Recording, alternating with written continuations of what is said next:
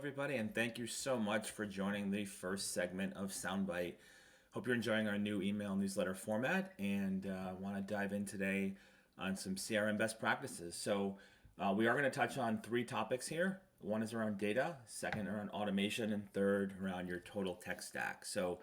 Starting with data. So, when you first launch a CRM or when you're planning to launch a CRM within your company, data is going to be important. So as you think about scaling out your CRM and how you're ultimately going to use it long term, you really need to make sure you get the data part right. So things like deduplicating when necessary, making sure you don't have a lot of that duplicate data in the system, making sure that you have all your client information, your prospect information loaded properly. And then really once the data is in there and properly loaded, then you want to look at how the system's going to be used moving forward. So everybody on your team needs to be under the same guidelines in terms of how the system will be used. So making sure that everybody is using it to log calls, log activities, add new clients as they come in, add new prospects as they come in.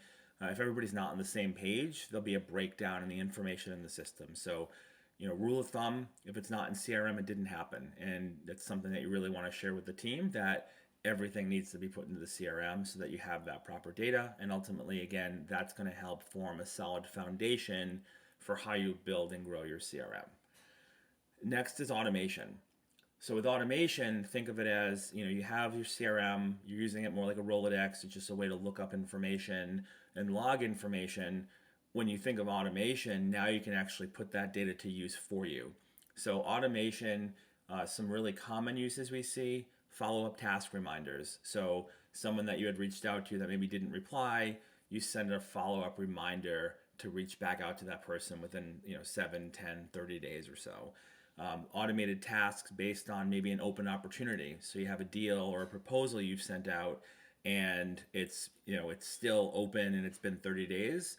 Things like that, where there's a follow-up reminder, make sure that people remember to follow up at that point. So putting the data to use for you by automating steps in the process. Even from a marketing perspective, being able to automate marketing outreach, really powerful. And again, something that'll put the system on more of an autopilot so that you're not always relying on people to do things manually or to remember to do things.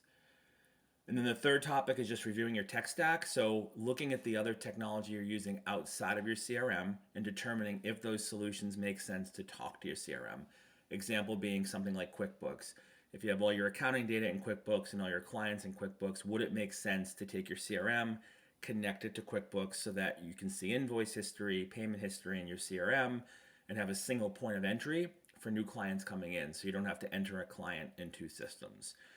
There's lots of different tools that can integrate with your CRM. DocuSign is another popular one where you can actually integrate e-signature components into the CRM. But just look at your total tech stack and determine what other systems you're using, and then see if you can connect those to your CRM. Really will make things a lot more efficient for the team.